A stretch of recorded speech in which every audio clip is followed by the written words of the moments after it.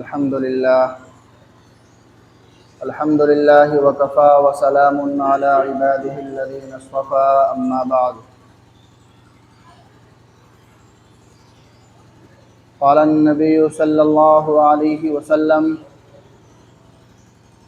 الدنيا سجن المؤمن وجنة الكافر، أو كما قال عليه الصلاة والسلام.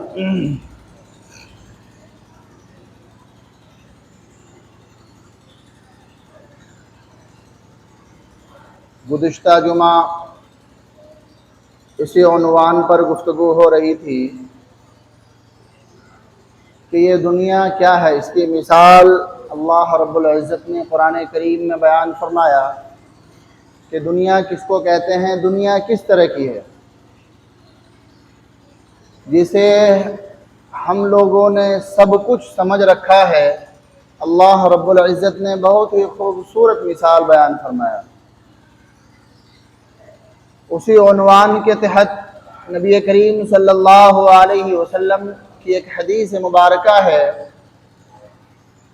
جو میں نے ابھی پڑھی ہے، جس میں اللہ کے نبی صلی اللہ علیہ وسلم کا ارشاد یہ ہے کہ یہ جو دنیا ہے، یہ دنیا مومنوں کے لیے قید خانہ ہے. کیا ہے؟ فرمایا الدنیا سجن المؤمن، یہ دنیا مومنوں کے لیے قید خانہ ہے. پھر آگے فرمایا وجنت الکافر، اور یہ دنیا کافروں کے لیے جنت ہے. اس حدیث کا دو جز ہے.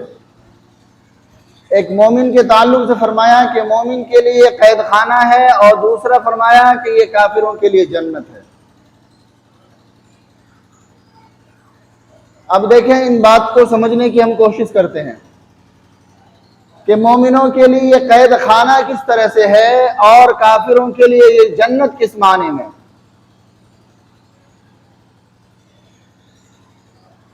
سب سے پہلے ہم قید خانے کا تصور سمجھتے ہیں کہ قید خانہ ہوتا کیسا، جیل کیسا ہوتا ہے، جیل کہتے کس کو. اب اللہ کے نبی فرما رہے ہیں کہ یہ جو دنیا ہے یہ تو مومنوں کے لیے کیا ہے، جیل ہے، قید خانہ ہے.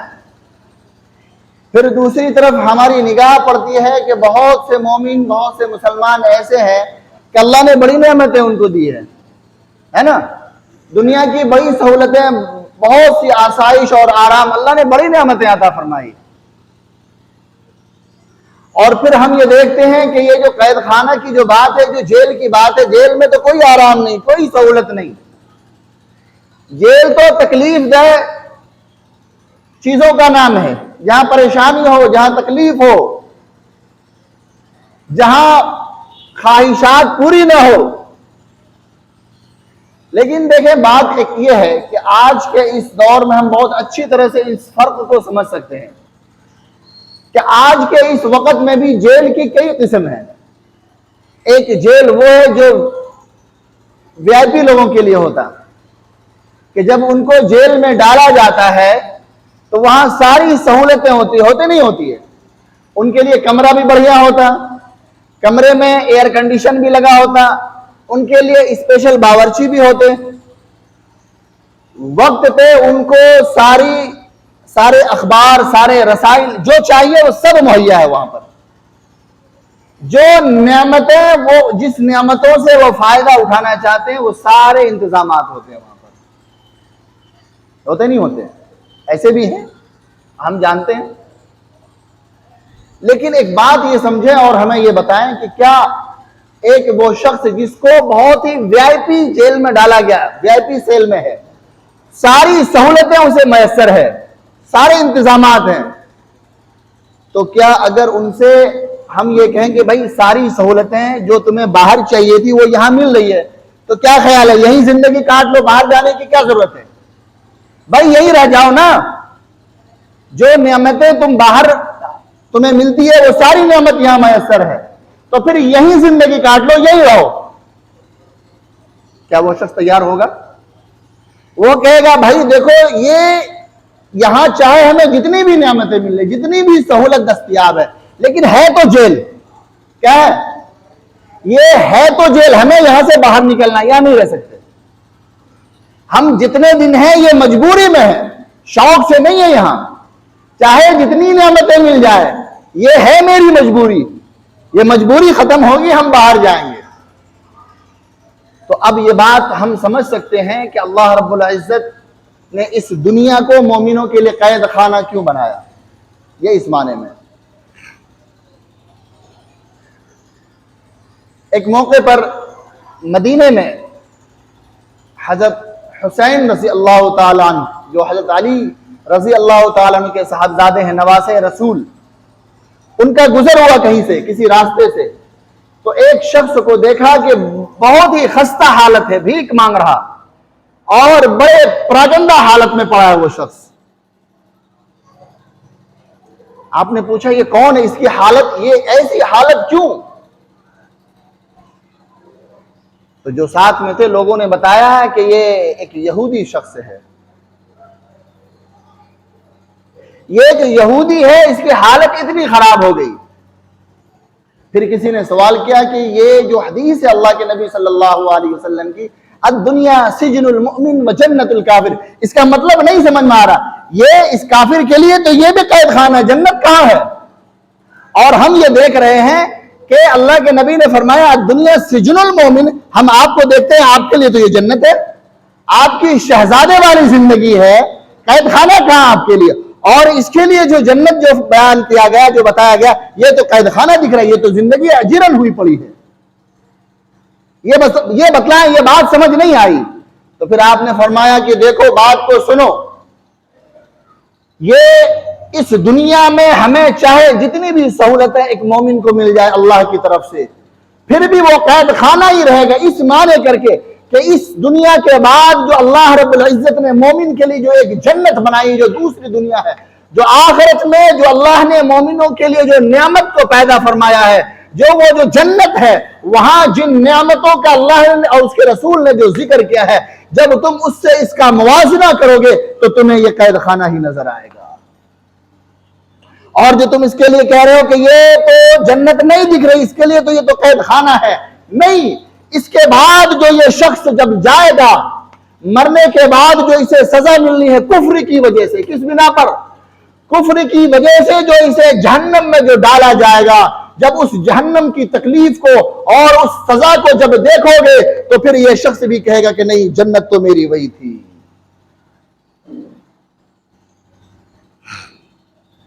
ایک موقع پر نبی کریم صلی اللہ علیہ وسلم نے فرمایا کہ جو شخص اللہ سے ملاقات کرنا چاہتا ہے، اللہ اس سے ملاقات کو پسند فرماتا ہے۔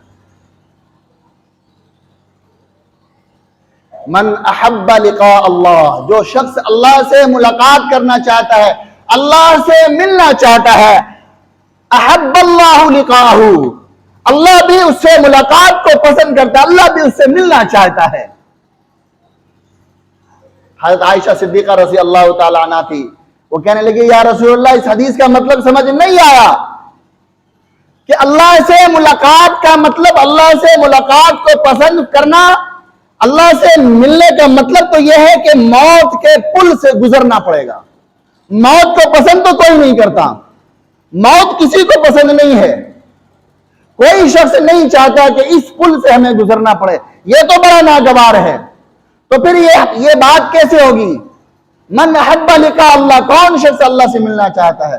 تو پھر آپ صلی اللہ علیہ وسلم نے فرمایا کہ عائشہ جو مطلب تم نے سمجھا ہے اس کا وہ نہیں ہے، بلکہ اس کا مطلب یہ ہے کہ جب ایک مومن شخص ہوتا، جب ایک مومن بندہ ہوتا تو اس کی خواہش، اس کی طبیعت یہ ہوتی ہے کہ اللہ تعالیٰ نے اس کے لیے جن نعمتوں کو پیدا کیا ہے، اللہ تعالیٰ نے جو اس کے لیے جو جنت کو بنایا ہے اور پھر جنت میں جو اس کے لیے جو نعمتوں کو پیدا کیا ہے، اس نعمت کو وہ پانے کی خواہش ہوتی ہے اس کے دل میں، اس کے دل میں اس جنت تک پہنچنے کی طلب ہوتی ہے، وہ چاہتا ہے کہ کتنا جلد سے جلد میں اس نعمت کو پالوں، میں اس نعمت تک پہنچ جاؤں۔ اس حدیث کا مطلب یہی ہے، جبکہ ایک کافر، ایک مشرک کے ساتھ یہ معاملہ نہیں ہوتا، بلکہ سب سے پہلے تو اس کے اندر یہ ایمان نہیں ہوتا، یہ یقین ہی نہیں ہوتا کہ کہ مرنے کے بعد بھی کوئی دنیا آنے والی ہے، بلکہ اس کا تو یا تو یقین نہیں ہوتا، اور اگر کسی کو یقین بھی ہو کہ مرنے کے بعد بھی کوئی دنیا ہے، مرنے کے بعد بھی کوئی زندگی آنے والی ہے، تو پھر اس کے دل میں ایک دھڑکا لگا ہوتا کہ پتہ نہیں مرنے کے بعد کیا حالت بنے گی، کیا کچھ ہوگا، وہاں پر کیسے حالات پیش آئیں گے، میرے ساتھ کیا معاملہ ہوگا۔ نتیجتاً وہ شخص یہی چاہتا ہے کہ جتنی عیاشی کرنی ہے، جتنے مزے کرنے ہیں، جو دل چاہے وہ سب کچھ یہاں کر ڈالو، وہاں کا پتہ نہیں کیا ہونا ہے۔ جبکہ مومن کے ساتھ یہ معاملہ نہیں ہوتا، مومن کے دل میں ہمیشہ یہ بات لگی رہتی ہے کہ یہ دنیا تو عارضی ہے، یہاں تو ہمیں تھوڑے ہی دن رہنا ہے، یہ تو ایک قید خانہ کی مثل ہے، جتنا جلد ہو سکے اس قید خانے سے باہر نکلو، اور باہر نکلنے کے بعد پھر اصل زندگی ہے، پھر اصل دنیا ہے، پھر اپنی دنیا ہے، پھر اپنی بات ہوگی، یہاں سے جتنا جلد ہو سکے باہر نکلو۔ میں نے کل وہ واقعہ آپ کو سنایا کہ جب ایران اور روم جب فتح ہوا تو جب وہاں سے جب خزانے جب مسجد نبوی میں جمع کیے گئے تو وہ اتنے زیادہ تھے کہ حضرت عمر فاروق رضی اللہ تعالیٰ عنہ اس خزانے کے پیچھے چھپ گئے۔ تو پھر آپ نے جو دعا فرمائی کہ اللہ یہ جو دولت تو نے ہمیں عطا کی، میں اس دولت سے ایسا نہیں کہ میں چاہتا ہوں کہ میں اس سے دور ہو جاؤں، اس کی جو محبت آپ نے میرے دل میں ڈالی ہے، میں یہ نہیں کہتا کہ یہ ساری محبت میرے دل سے نکال دی جائے، بلکہ میری دعا یہ ہے کہ اللہ اس دنیا کو میری آخرت کے بنانے کا ذریعہ بنا دے۔ اب اسی بات کو ہمارے ایک بزرگ حضرت ڈاکٹر عبدالحی صاحب فرماتے ہیں کہ دیکھیں یہ جو دنیا ہے اور یہ دنیا ہماری آخرت کیسے بن سکتی ہے؟ فرمایا کہ صرف زاویہ نگاہ اگر بدل لو، صرف زاویہ نگاہ اگر ہمارا تبدیل ہو جائے، ہمارے کسی چیز کو دیکھنے کا طریقہ اگر بدل جائے، تو پھر یہ دنیا میری آخرت بن جائے گی۔ مثلا آپ ایک تاجر ہیں، ایک ملازم ہیں، آپ ایک کاشتکار ہیں، اب اس دنیا میں رہنا ہے، جینا ہے، تو ان کے لیے یہ ساری چیزیں تو کرنی ہوگی نا۔ رزق تو کمانا ہے یا نہیں کمانا، کیونکہ کھائے بغیر تو نہیں رہ سکتے نا بھائی، زندہ رہنے کے لیے سانس چلتی رہے تو کھانا تو پڑے گا۔ اس دنیا میں رہنا ہے تو یہاں جو جو چیزیں اللہ نے جو پیدا کی ہے ان چیزوں سے فائدہ اٹھانے کے لیے دولت کی ضرورت ہے نہیں ہے، تو ان ساری چیزوں کی ضرورت ہے۔ اب ہم جو کمانے کے لیے نکلے ہیں، ہم جو محنت اور مزدوری کر رہے ہیں، ہماری نیت یہ ہو کہ میں جو نکلا ہوں کمانے کے لیے، رزق جو کمانے کے لیے نکلا ہوں، یہ اس لیے نکلا ہوں تاکہ میرے اوپر جو اللہ نے جو حقوق متعین کر رکھے ہیں، میری بیوی کے حقوق ہیں، میرے بچوں کے حقوق ہیں، میرے والدین کے حقوق ہیں، جن جن کے جو حقوق اللہ نے میرے اوپر رکھے ہیں، میں اس کے ذریعے سے ان سارے حقوق کو ادا کر سکوں۔ میرے کمانے کا مقصد یہ ہے۔ تو پھر یہی جو دنیا ہے، یہی جو ہمارا کھانا پینا ہے، یہ ساری چیزیں اب دین بن گئی۔ ہم جب کھانے کے لیے جب ہم بیٹھتے ہیں، کھانا تو ہر کوئی کھاتا نا، چاہے وہ مسلمان ہو یا کافر، فاسق ہو یا فاجر، کوئی بھی ہو، کھانا تو ہر کسی کو ہے، لیکن دونوں میں فرق ہے۔ جب ہم کھانے کے لیے بیٹھیں تو ہم کھانا شروع کرنے سے پہلے کہتے ہیں بسم اللہ الرحمن الرحیم، اے اللہ میں یہ جو کھانا جو کھا رہا ہوں یہ تیرا نام لے کر کھا رہا ہوں، تو نے عطا کیا ہے، یہ تیرا کرم ہے، تیرا احسان ہے، تو نے جو رزق عطا کیا میں اس پر تیرا شکر ادا کرتا ہوں، ورنہ یہ میرے بس کا نہیں تھا کہ میں یہ ساری چیزیں حاصل کر لیتا۔ کھانے سے پہلے اپنے رب کا نام لیا، اور جب کھانے سے جب فارغ ہو گئے تو پھر اللہ رب العزت کا شکر ادا کریں۔ الحمدللہ الذی اطعمنا وسقانا ورزقنا، کہ اللہ یہ جو تو نے جو کھانا جو ہمیں دیا، یہ جو پانی جو دیا، یہ جو کھلایا، میں اس پر تیرا شکر ادا کرتا ہوں۔ ورنہ ایسا بھی تو ممکن ہے نا کہ میرے پاس ساری چیزیں میسر ہوتی، ساری دولت ہوتی، لیکن میں کھا نہیں سکتا. کیوں؟ کوئی بیماری؟ ایسے لوگ مل جائیں گے. بلکہ میں ایک واقعہ سنوں، میں نے ایک واقعہ پڑھا، قاری صدیق صاحب باندھوی رحمۃ اللہ علیہ کی کتاب میں ایک واقعہ میں نے پڑھا ان کے سوانے میں، کہ حضرت کا سفر ہوا کلکتے کا، تو ان کا ایک میزبان تھا، اس نے دعوت کی حضرت کی. اب جب حضرت پہنچے تو انہیں پر تکلف کھانے کا انتظام کیا، خوب بڑھیا. وہ اپنی حیثیت کے مطابق وہ شخص جو کچھ کر سکتا تھا اس نے کیا. اور پھر مدرسے کے لیے اس نے رقم بھی خوب دی، بلکہ اتنا کہا کہ حضرت یہ ہے میرے، یہ رقم، یہ جو دکھ رہا ہے آپ کو، یہ الماری، یہ سارے میرے پیسے ہیں، آپ کو جتنی ضرورت ہے مدرسے کے لیے آپ لے لیں. اللہ نے کتنی دولت دی تھی حضرت کو، جتنی ضرورت تھی 1 سال کے لیے حضرت نے لے لیا. اس نے کہا حضرت اور لے لیں، فرمایا کہ اس سے زیادہ کی ضرورت نہیں، 1 سال کا کوٹا پورا ہو گیا، میں مدرسہ جاؤں گا اب آئندہ سال. اب جب کھانے پر بیٹھے تو حضرت کے لیے بہترین انتظام کھانے کا. حضرت نے فرمایا بھائی آپ بھی آ جائیں بیٹھیں. تو وہ شخص بیٹھ تو گیا، لیکن اس کے لیے جو کھانا جو آیا وہ بیل کے پتے یا کسی اور چیز کے پتے تھے جسے وہ ابال کر کے وہ کھا رہا تھا. حضرت نے فرمایا یہ کیا؟ میرے لیے، تمہارے لیے، تم نے اپنے لیے کچھ منگایا؟ وہ کہنے لگا حضرت میرے پاس دولت تو بہت، اللہ نے بڑی دولت دی، لیکن میرے جسم میں ایک مسئلہ ہے، پیٹ میں کھانا ہضم نہیں ہوتا، کھانا کوئی ہضم نہیں ہوتا، بس اسے ہی کھاتے ہیں، یہی ہضم ہو سکتا اور کوئی دوسری چیز ہضم نہیں ہوتی ہے. پھر حضرت نے ان کے لیے دعا فرمائی، وہیں پر کھانے سے فارغ ہوا، بلکہ ان کو کہا کہ آپ ایسا کریں میرے ساتھ کھانا کھائیں، انشاءاللہ جو مسئلہ ہے وہ دور ہوگا. ان کے کہنے پر اس شخص نے کھانا کھایا. پھر حضرت نے دعا فرمائی، اور پھر کتاب میں لکھا کہ اس شخص کے ساتھ پھر کبھی بد ہضمی کا کبھی کوئی مسئلہ نہیں ہوا. یہ تو بہرحال اللہ والوں کی، بزرگوں کی کرامت ہوا کرتی. لیکن ہمارے ساتھ اگر ایسا مسئلہ ہو جائے کہ دنیا کی ساری نعمتیں موجود اور ہم کھا نہیں سکتے، ہم اس سے فائدہ نہیں اٹھا سکتے، تو کیا مطلب؟ اب اللہ کی جو نعمتیں ہمیں ملی ہے، جو نعمتوں سے ہم فائدہ اٹھا رہے ہیں، تو اس میں ہمیں اکڑنے کی ضرورت نہیں ہے، ہمیں تکبر اور غرور کرنے کی بات نہیں ہے، ہمیں قارون نہیں بننا چاہیے. اللہ نے قارون کو بڑی دولت عطا کی تھی، اتنی دولت کی ساری دنیا میں اس سے زیادہ کبھی کسی کو دولت عطا نہیں کی گئی، اور اس کے بعد بھی اس کو دولت نہیں ملے گی. اتنی دولت دی گئی کہ اس کا ذکر اللہ نے قرآن میں کر دیا کہ ہم نے قارون کو اتنی دولت دی تھی.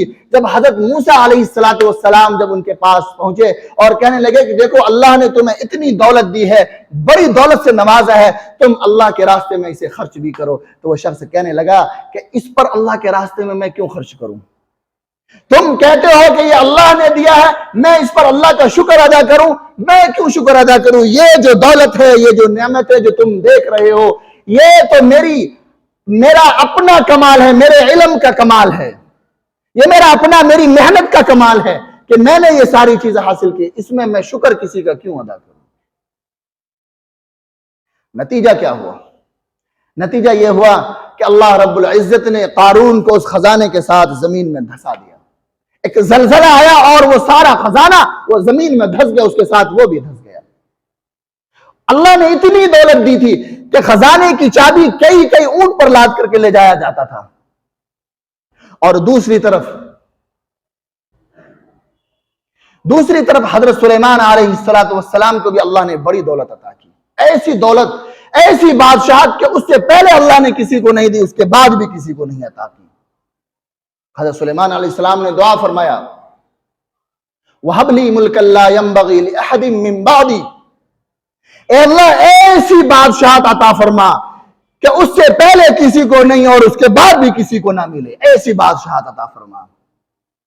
اللہ نے واقعی ایسی ہی بادشاہت بھی دی. ساری دنیا پر حکمرانی، دنیا میں جتنی چیزیں ان سب پر حکمرانی، چرندوں پرند پر حکمرانی، جناتوں پر حکمرانی، ساری چیزوں پر حکمرانی اللہ نے عطا کی. جانوروں کی زبان سمجھتے تھے، چرندوں پرند کی زبان سمجھتے تھے، ساری چیزوں پر اللہ نے حکمرانی دی. ایسی حکومت اللہ نے اس سے پہلے بھی کسی کو نہیں دی، اس کے بعد بھی نہیں دی کسی کو. لیکن جب اللہ نے یہ دولت، یہ حکومت جب عطا کی تو حضرت سلیمان علیہ السلام کی جو گردن ہے وہ کبھی اکڑی نہیں بلکہ گردن جھکی رہی. اللہ رب العزت کی حمد اور ثنا ان کی زبان پر ہمیشہ رہی اور ہمیشہ اللہ کا شکر ادا کرتے رہے کہ اللہ یہ جو تو نے جو نعمتیں یہ جو دولتیں یہ ساری جو چیزیں عطا کی ہے یہ تیرا کمال ہے, اس میں میرا کوئی کمال نہیں ہے, یہ تیرا کمال ہے کہ تو نے یہ ساری نعمتیں یہ سب کچھ تو نے عطا کیا, اور اے اللہ اس دنیا کے میری آخرت کے بہتر بنانے کا سبب بنا دے. نتیجہ یہ ہے کہ حضرت سلیمان علیہ السلام کو اس روئے زمین پر حکومت بھی ملی, بادشاہت بھی ملی, دولت بھی ملی, ساری چیزیں ملی, اور اس دنیا میں نبوت بھی ملی, اور آخرت میں بھی ان کے لیے بڑا مقام ہے. تو اس روئے زمین پر اللہ رب العزت کی طرف سے ہمیں جو کچھ بھی ملے, ہمیں جتنی بھی نعمتیں مل جائے, ہم جن نعمتوں سے بھی فائدہ اٹھائیں, اس میں ہمیں اکڑنے اور تکبر کرنے کی ضرورت نہیں ہے. ہم یہ نہ کہیں کہ نہیں یہ تو میرا کمال ہے, یہ میں نے کمایا ہے, یہ میرے علم کی بات ہے, میرے ہنر کی بات ہے. نہیں, تمہارا کچھ بھی نہیں ہے, یہ اللہ کا کرم ہے, اس کا احسان ہے کہ اس نے عطا کر دیا. ورنہ اس روئے زمین پر ایک نگاہ ڈالو, تمہیں ایسے بے شمار لوگ مل جائیں گے کہ جس کے پاس ہنر بھی بڑے ہیں, علم بھی بڑا ہے, لیکن دولت نہیں ہے. وہ فاقے پر فاقے کاٹ رہے ہیں, وہ مانگنے پر بھیک مانگنے پر بھی مجبور ہیں. اس لیے اگر اللہ نے عطا کیا ہے, اگر اللہ نے دیا ہے, تو اس پر اللہ کا شکر بھی ادا کرے, اور پھر اللہ سے یہ دعا بھی کرے کہ اللہ جو کچھ تو نے عطا کیا ہے میں اس پر تیرا شکر گزار ہوں, جتنا بھی شکر ادا کروں کم ہے, ورنہ میرا اس میں کمال تو کوئی نہیں, میں تو حاصل نہیں کر سکتا تھا, یہ بس یہ تیرا احسان ہوا, تیرا فضل ہوا کہ تو نے مجھے اس لائق بنایا. اب جب بنا دیا, جب یہ ساری چیزیں تو نے ہمیں عطا کر دی, تو اللہ تو مجھ سے راضی بھی ہو جا. ہمیں دو کام کرنا. سب سے پہلا تو یہ ہے کہ جب ہم رزق کمانے کے لیے جب نکلیں تو حلال طریقے سے. ہماری یہ کوشش ہو کہ یہ جو رزق جو ہمارے پاس جو آنے والا ہے, جو آئے گا, یہ حلال ہونا چاہیے 100%. حرام نہیں, سود نہیں, 2 نمبری نہیں. اور پھر جب وہ مال جب آ جائے تو پھر اس کو خرچ کرنے کے لیے بھی ہمیں حلال جگہ تلاشنی ہے کہ یہ رزق, یہ پیسہ, یہ دولت, یہ مال بھی حلال جگہ میں خرچ ہو. وہاں پہ خرچ ہونا چاہیے جہاں اللہ اس کے رسول نے حکم دیا ہے. جن چیزوں سے, جن جگہوں سے اللہ اس کے رسول نے منع فرمایا, وہاں سے ہم بچیں. اللہ تعالیٰ سے دعا فرمائے کہ اللہ تعالیٰ ہم سب کو کہنے سننے سے زیادہ عمل کی توفیق عطا فرمائے. وآخر دعوانا الحمدللہ رب العالمین.